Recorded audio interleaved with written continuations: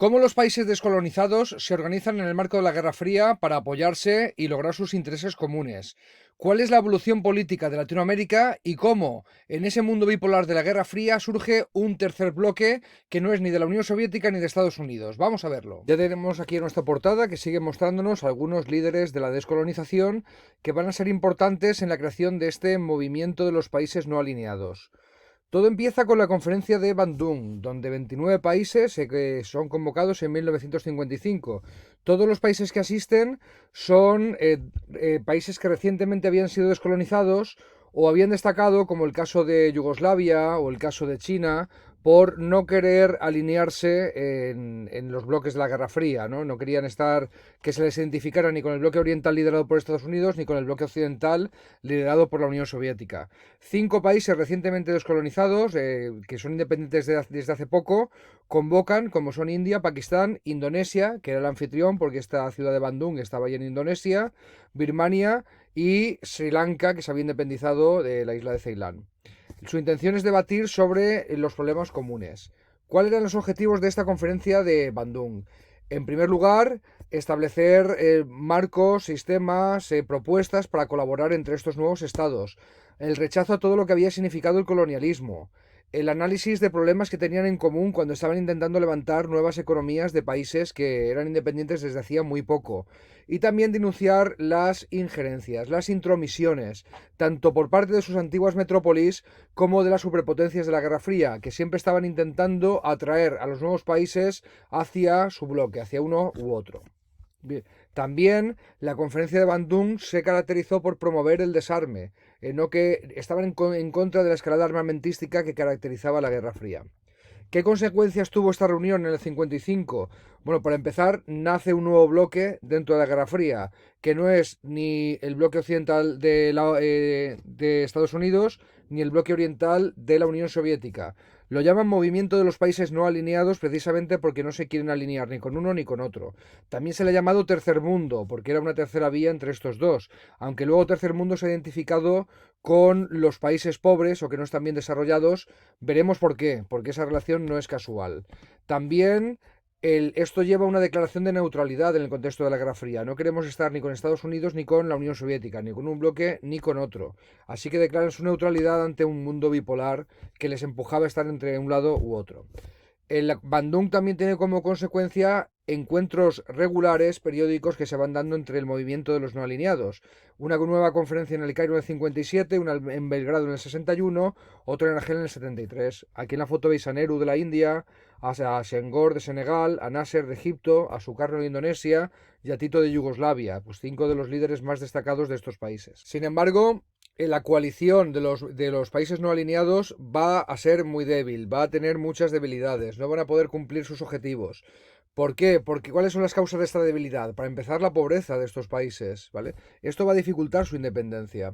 Es muy difícil que si necesitas importaciones, no tienes industria propia, dependes de lo que te vendan o te compren otros países, seas realmente independiente.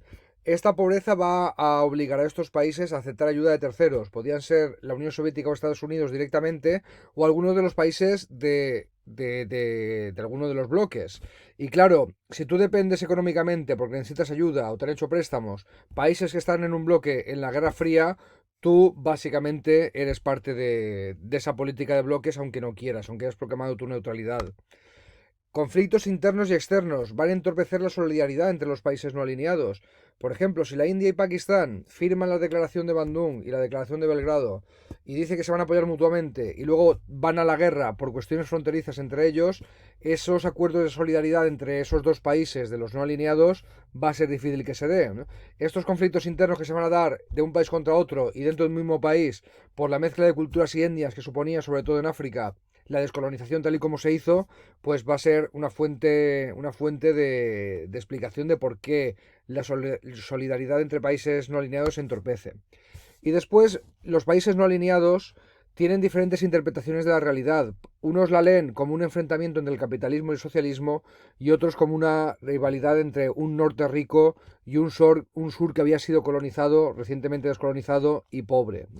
Y estas interpretaciones pues también van a dificultar el llegar a acuerdos comunes. Vamos ya a estudiar la evolución en Latinoamérica. Lo estudiamos en el contexto de descolonización, porque si bien estos países se habían descolonizado hace tiempo, habían dejado de ser colonias del Imperio Español hacía varios siglos, sí que su evolución política durante la Guerra Fría nos obliga a encuadrarlos dentro del neocolonialismo, un concepto que en una parte posterior del tema definiremos. Tenemos que comenzar diciendo que en entreguerras los países de Latinoamérica habían prosperado mucho. Es lógico, si las economías de Europa y de los combatientes en general de las dos guerras mundiales estaban hechas polvo, han tenido que pasar años después de las guerras para recuperarse, esto les había venido muy bien a estos países a los que se les compraba productos que la propia Europa no podía producir, porque estaban en plena reconstrucción de su industria.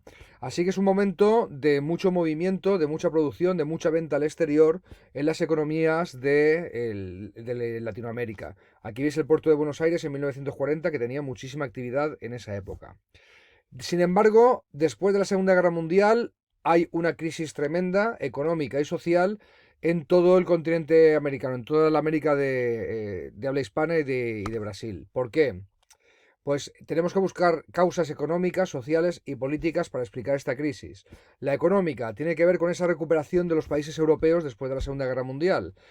En Latinoamérica habían aumentado la deuda pública, habían emitido mucha deuda pública, se habían endeudado los países para construir una industria en entreguerras, dada la demanda que había, dada que parecía que la economía iba a prosperar casi sin fin.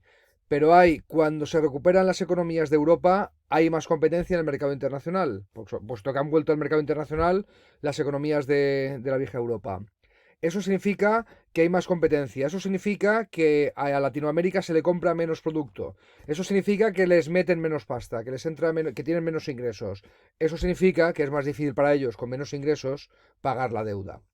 Pero también hay causas sociales que explican esta gran crisis de posguerra, después de la Segunda Guerra Mundial. Una es que en los tiempos de bonanza, cuando había habido crecimiento económico, ese crecimiento no se ha repartido por igual. Tenemos que hablar de una minoría enriquecida, de una clase media muy escasa, sobre todo ligada al sector público, y de una gran masa de población pobre en estos países, sobre todo entre los pueblos indígenas. Además, no había un sistema fiscal para redistribuir la renta, es decir, en un sistema fiscal como el español, que por lo menos tiene la intención de que quien más tiene, quien más gana, más pague. Y de esa forma se puede usar ese dinero de los impuestos, que va proporcional en lo que gane y el dinero que tenga cada uno en función de la renta, pues para obras sociales, para obras públicas, para mantener el aparato del Estado y poder dar salida y cobijo a la gente que más lo necesita. Eso es un sistema básico de redistribución de la riqueza, cosa que no existía en Latinoamérica en esta época. ¿Y qué pasa una solución posible cuando te dejan de comprar producto al exterior, cuando tus exportaciones bajan? Dices, bueno, pues puedo compensar mi balanza de pagos, puedo compensar lo que no estoy vendiendo fuera con lo que me compren dentro. Voy a estimular que me compren en mi país lo que no estoy vendiendo fuera de mi país. Pero claro, si cuando ha crecido económicamente tu país no has repartido esa riqueza de alguna forma más o menos equitativa, aunque siempre haya ricos y pobres, con lo que te encuentras es que no hay nadie en tu país que pueda pagar lo que no estás vendiendo fuera. A eso lo llamamos cuando la demanda interna no puede suplir al sector exportador, cuando hay problemas, debido a que no hay sistemas fiscales para redistribuir la renta. Las últimas causas de la crisis son políticas, son en el contexto de la Guerra Fría. Lo que ocurre es que cuando triunfa la revolución comunista en Cuba, Estados Unidos empieza a ver posibles revoluciones comunistas en Sudamérica por todas partes. Cada vez que un gobierno quiere hacer reformas para redistribuir la riqueza, que se salgan un poquito del credo neoliberal que empieza a imperar en Estados Unidos, lo que ve es el fantasma de una posible revolución comunista detrás. Aunque las reformas que se propongan, pues harían reírse a la Unión Soviética de lo poco que tienen de comunistas, aunque fueran unas reformas socialdemócratas y gracias.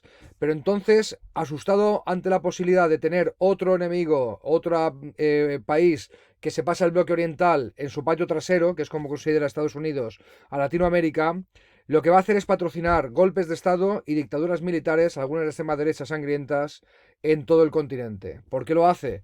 Porque el dictador que pone Estados Unidos, o que da el golpe de Estado con apoyo de Estados Unidos, de sus servicios secretos, de su aparato de política exterior, pues se garantiza así a Estados Unidos que va a ser un aliado fiel. va a impedir que el país caiga en el comunismo, aunque sea con mano dura, y aunque sea reprimiendo a su población de manera salvaje o siendo gobiernos corruptos, pero los acuerdos comerciales con Estados Unidos se van a mantener y sobre todo esa garantía de que no van a irse con la Unión Soviética. Aquí en la foto veis a Henry Kissinger, es el ministro de Asuntos Exteriores, en Estados Unidos se llama secretario de Estado, de los gobiernos de Nixon y de Ford, de los republicanos. Se le considera el arquitecto de esta política de patrocinar golpes de Estado de militares de derechas para garantizarse el anticomunismo de estos países. Ahí le veis dándole la mano a Augusto Pinochet, uno de los dictadores más visibles, apoyado por Estados Unidos para alcanzar el poder contra un gobierno democráticamente elegido. Ahora vamos a ver la evolución en algunos de los países de América Latina. En Centroamérica sabemos que había varias dictaduras y regímenes militares brutales, corruptos, Nicaragua, Somoza, Haití, Salvador, Guatemala, lo cual va a provocar que en estos países aparezcan guerrillas de oposición. Y si te tienes que enfrentar a una dictadura de derechas, lo más seguro es que estas guerrillas, la mayoría de ellas, pues sean comunistas o de inspiración comunista, ¿no? También incluso desde la religión se alienta una nueva forma de entender la doctrina de la Iglesia Católica, que se llama Teología de la Liberación, que concilia un poco este comunismo y estas guerrillas con incluso la doctrina de la Iglesia Católica, que era muy popular entre la población.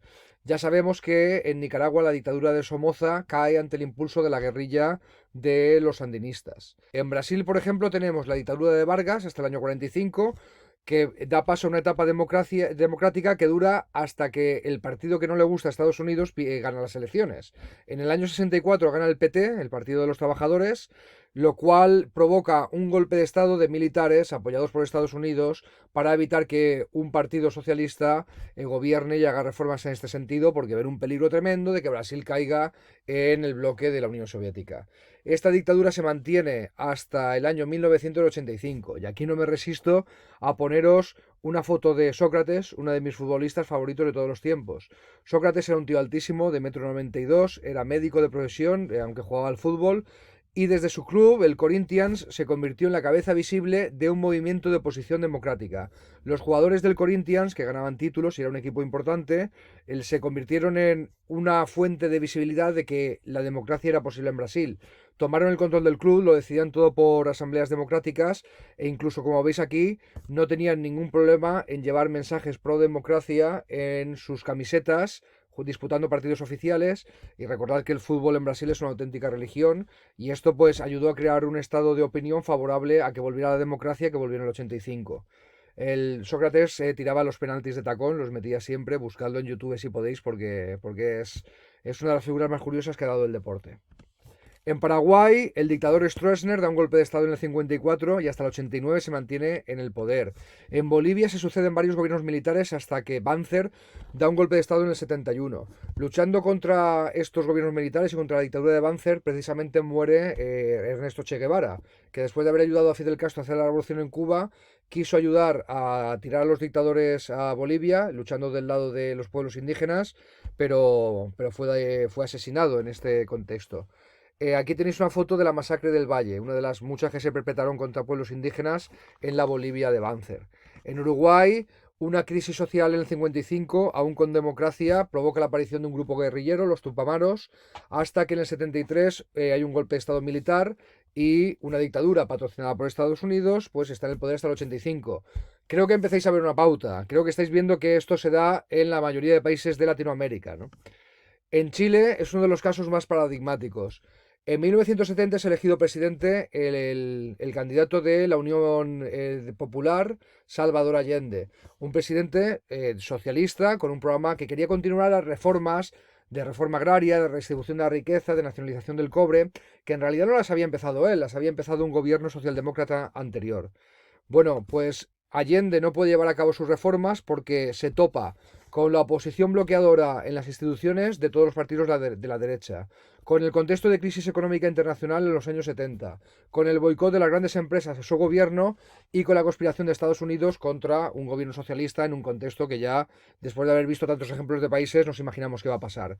Este señor que tiene aquí detrás Allende en la foto es el general Augusto Pinochet, el cual el 11 de septiembre del 73 da un golpe de Estado, toma el asalto del Palacio de la Moneda, la residencia presidencial, y Salvador Allende resulta muerto. Hay quien dice que por suicidio, hay quien dice que por asesinato, pero lo que sí que sabemos es que Pinochet inaugura una dictadura brutal, con una represión que ha sido pues, de las más cruentas de la historia de Latinoamérica, hasta que para intentar perpetuarse en el poder convoca un referéndum, de un plebiscito de si continúa el pinochetismo o no, damos paso a un gobierno democrático. Pinochet lo convoca porque está convencido de que va a ganar, tiene a la oposición reprimida, no le da bola en los medios oficiales, puede presentar buenas cifras económicas a finales de los 80 por el contexto favorable en la economía y por el apoyo de Estados Unidos, pero esa campaña la pierde totalmente por sorpresa gracias a una creativa campaña electoral de la oposición que, pues, contra todo pronóstico, ganó el no y tuvo que dimitir Pinochet. En Argentina es un caso un poco distinto por lo que supone el peronismo. El Juan Domingo Perón es un militar que se presenta a las elecciones en el año 46 y las gana. Se hace muy popular sobre todo por el carisma de su mujer, Eva Duarte de Perón, apodada Evita, Evita Perón. Juntos inauguran un nuevo movimiento político, un movimiento populista que ellos llaman justicialismo o que también se le conoce como peronismo. Lo que consiguen Perón y Evita es que haya cierta redistribución de la riqueza que no se daba antes. Ya hemos dicho que esa ausencia de redistribución pues era causa de la crisis de Argentina y de todos los países, y ellos lo hacen de manera paternalista, casi como por caridad. No lo presentan como un logro del Estado, de la política, sino como un favor, una gracia que conceden los líderes del justicialismo, ¿no? Y que si hay redistribución de la riqueza o si tu hijo de una familia pobre puede estudiar en la universidad es porque Evita te lo ha conseguido o porque Perón te lo ha conseguido, ¿no? Sí que se hacen tremendamente populares en esta época y consiguen la adhesión de sindicatos y de clases trabajadoras que se alejan en Argentina de las formas clásicas de militancia del movimiento obrero, de los partidos políticos obreros, etcétera, y se hacen justicialistas, ¿no? Muchos de ellos. Un golpe militar derroca a Perón en el 55. Se tiene que exiliar a Madrid. De hecho, hay una anécdota, pues Perón había firmado acuerdos con Franco, comerciales, cuando nadie firmaba acuerdos con Franco, y el Franco le invita a que pase el exilio en Madrid, en una residencia, por cierto, que estaba al lado de la actriz Ava Gardner, de la famosísima actriz de la época, que durante una temporada en este periodo decide residir en España. En la serie Arde Madrid, una serie de Paco León, de hace muy poco, se retrata esta curiosa vecindad que tenían los Perón con Ava Gardner. Ya no estaba Evita, por cierto, en esa época, había muerto muy joven y se había vuelto a casar Juan Domingo Perón con Isabelita, apoyada Isabel de Perón, que intenta emular un poquito la figura de Evita, pero no llega al nivel de su carisma ni mucho menos. Mientras Perón está en el exilio en España, surge un grupo armado peronista, los Montoneros. Perón consigue volver gracias al empuje de los montoneros y la poca popularidad de las dictaduras militares en el año 73, pero muere al año, le sucede Isabel en el poder, que no puede evitar el deterioro económico y social, entre otras cosas por la crisis del petróleo de esos años, ¿no? Así que una nueva dictadura militar en el 76 toma el poder.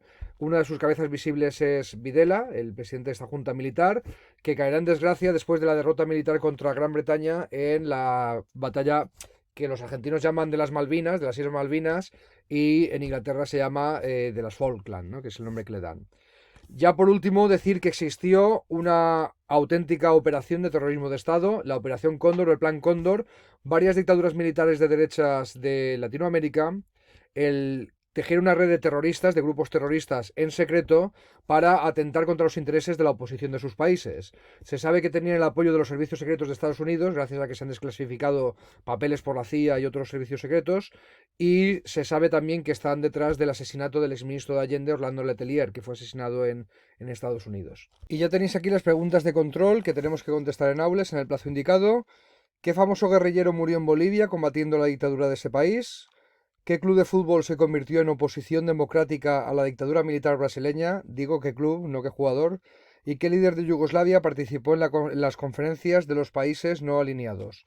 Por favor, contestarlas en el debido tiempo y añadirlas a vuestra libreta. No me resisto a recomendaros algunas películas, si las queréis ver, algunas obras para entender mejor esta época. Missing, que en castellano se titula Desaparecido, es una película del gran director Costa Gabras que retrata como ninguna otra la brutal represión de los primeros años de Pinochet en Chile. Hay un musical sobre la vida de Evita Perón y del ascenso del peronismo en Argentina, que tiene una versión en película, aunque es un musical de teatro, tiene una versión en película con Madonna y Antonio Banderas de protagonistas. La música es de Andrew Lloyd Webber y es uno de los mejores musicales que se han hecho nunca, muy recomendable también. Y por último, No, la película que se llama solamente No, de Pablo Larraín, habla de cómo se hizo esa campaña electoral creativa que por sorpresa, que contra todo pronóstico, derrotó al pinochetismo en Chile en el 88. Pues hasta aquí el vídeo de hoy, espero que os haya parecido interesante, seguimos.